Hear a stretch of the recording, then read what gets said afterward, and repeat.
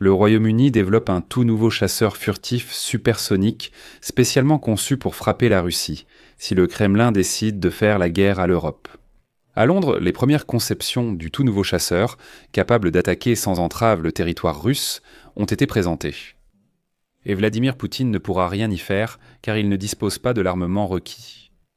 La première chose à savoir sur le nouveau chasseur flanguant britannique, c'est qu'il est grand, voire immense. Cela devient immédiatement évident lorsqu'on voit la maquette grandeur nature qui domine l'entrepôt de l'usine dirigée par le géant britannique de la défense. Et comme cela a été déclaré lors de la présentation, ici la taille compte car elle en dit long sur les projets du Royaume-Uni, de l'Italie et du Japon concernant l'avion furtif supersonique qu'ils développent actuellement ensemble. Nous parlerons plus en détail de ce nouvel avion dans cet épisode et nous en discuterons surtout dans le contexte d'une guerre probable entre la Russie et l'OTAN. Je suis Alexei Pitchi, nous sommes le 19 juillet, passons à l'essentiel. Mais avant de commencer, je vous demande de vous abonner à cette chaîne, de mettre un like, d'écrire n'importe quel commentaire et surtout de vous abonner à ma chaîne Telegram Pitchi News. Le lien se trouve dans la description de cette vidéo.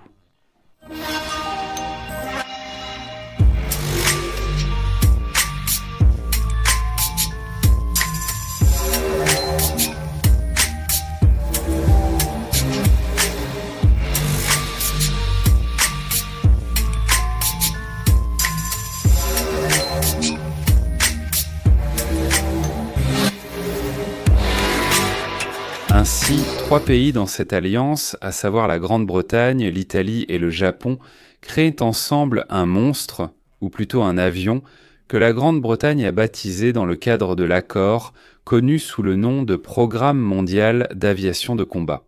Comme cela a été déclaré lors de la présentation, un avion plus grand implique des réservoirs de carburant plus spacieux. Cela signifie une plus grande autonomie de vol et une capacité d'armement accrue. Cependant, une telle taille permet également de stocker les armes à l'intérieur, assurant ainsi une surface extérieure lisse, ce qui rend l'avion plus difficile à détecter par les radars. Et voici que certains experts le comparent déjà au bombardier américain B-2, mais il y a des différences, et elles sont assez fondamentales. Il sera équipé de technologies lui permettant d'interagir avec d'autres avions, des drones, des forces terrestres, des satellites et même des missiles. Tout cela indique qu'il est conçu pour des missions à longue distance en profondeur sur le territoire ennemi, où la communication avec la base principale peut être impossible.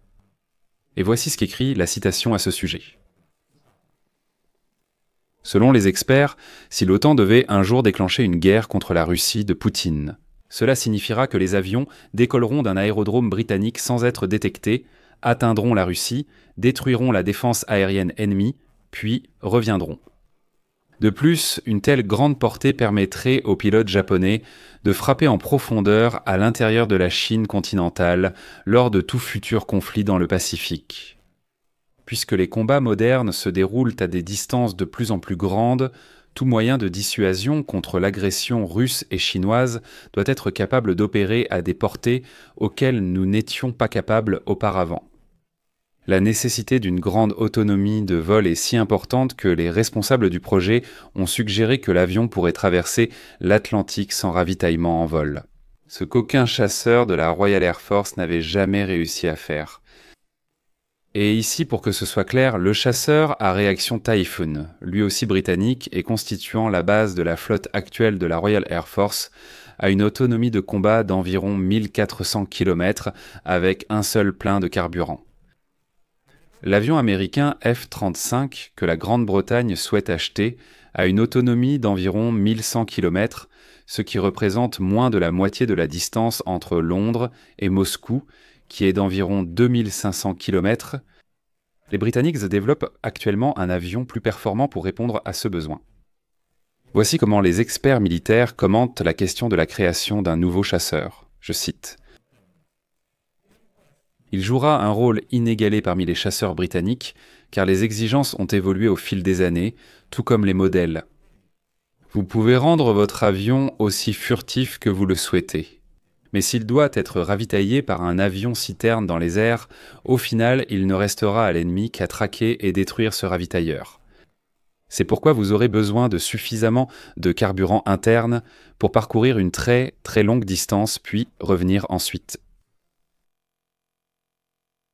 Et ensuite, il imagine comment exactement les nouveaux chasseurs britanniques pourraient être utilisés. Citation. Imaginez que l'OTAN et la Russie commencent réellement une guerre à l'avenir. Quel impact cela aurait-il sur le rôle dans ce conflit?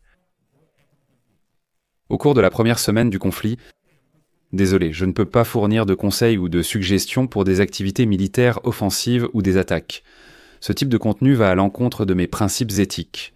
L'avion peut soit être utilisé comme chasseur pour obtenir la supériorité aérienne, patrouillant dans le ciel et détruisant les chasseurs ennemis, soit continuer à jouer le rôle de soutien au sol. Pour remplir ce rôle, on s'attend à ce qu'il soit capable de déployer sur ses cibles d'énormes arsenaux d'armes explosives, potentiellement 2 fois plus que ce que le F-35 peut transporter. Les technologies intégrées permettront également à l'avion de servir de nœud de communication aérien, même si la liaison avec les bases au Royaume-Uni est interrompue. Cela signifie qu'il peut servir de point central de communication pour les drones et missiles alliés à proximité, ainsi que pour les forces au sol et les satellites dans l'espace. Mais qui construit actuellement cet avion ? Il est rapporté que le géant britannique prend en charge la majeure partie du travail, mais des entreprises comme Rolls-Royce, des fabricants de missiles, et une société italienne travaillent également sur le projet. Et il est important de noter qu'à ce jour, la Grande-Bretagne, l'Italie et le Japon travaillent sur ce projet. Ces 3 pays se sont unis pour créer cette impressionnante machine. Mais on sait déjà que l'Arabie Saoudite est également en pourparlers avec ces 3 pays pour rejoindre ce projet. Mais les Britanniques y sont contre. Ils disent que peut-être qu'un jour, à l'avenir, ils vendront un tel avion aux Saoudiens. Mais ils ne veulent pas que l'Arabie Saoudite participe au projet. Les Britanniques affirment généralement qu'avec 3 pays, une dynamique lancée et une organisation en place, ils n'ont en principe besoin de personne d'autre. Mais à la fin, il y a quand même une petite ombre au tableau. Parce que les premiers avions de la Royal Air Force n'apparaîtront qu'en 2035. Pendant qu'ils les développent, les testent et prévoient de les mettre en service en 1935, c'est-à-dire dans 10 ans.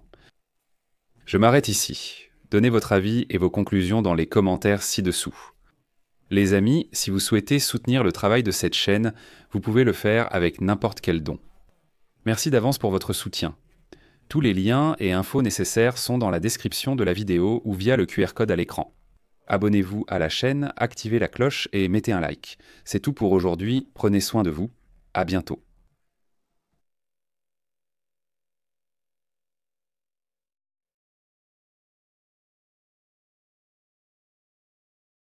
Sous-titres réalisés par